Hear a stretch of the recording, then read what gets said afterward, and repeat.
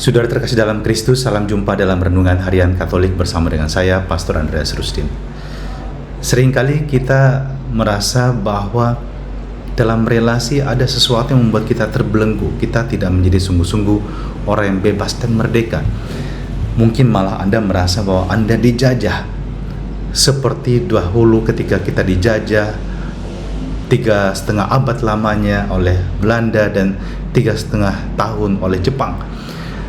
Tapi kita juga alami dalam kehidupan sehari-hari, situasi demikian membuat kita tidak bahagia sama sekali. Kita tertekan, kita ketakutan, kita tidak bebas untuk mengungkapkan diri kita, dan kita merindukan sesuatu yang dapat betul-betul membuat kita merasa lepas, bebas, merdeka. Dan inilah juga menjadi pesan Yesus. Yesus mengatakan bahwa Dia datang untuk memerdekakan kita sehingga kita sungguh-sungguh merdeka. Yang Yesus maksudkan adalah manusia banyak terbelenggu karena dosa, tetapi mereka ada juga orang menyadari dia berdosa dan terbelenggu. Ada juga walaupun berdosa dia merasa dia senang dengan dosanya, tapi itu adalah belenggu yang menyesatkan. Dan Yesus datang untuk membebaskan kita dari belenggu seperti itu.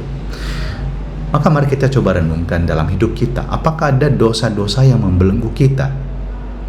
Mungkin keterikatan akan sesuatu yang menyesatkan, yang tampaknya adalah sebuah kesenangan, tapi yang juga dapat merusak cara berpikir Anda, merusak relasi Anda dengan orang-orang yang Anda cintai.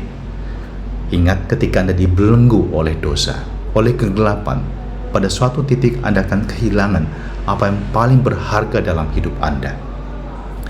Maka kita belajar untuk mendapatkan kemerdekaan ini, dan Yesus membawa kemerdekaan ini bagi kita.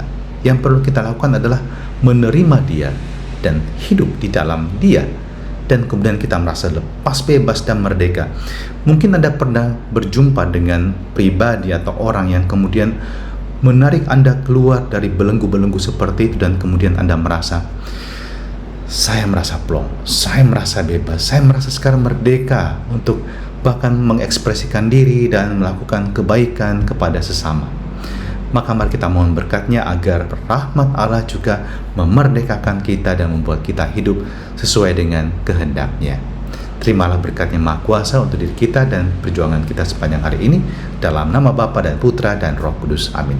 Selamat beraktivitas, Tuhan berkati, tetap sehat, semangat, dan bahagia.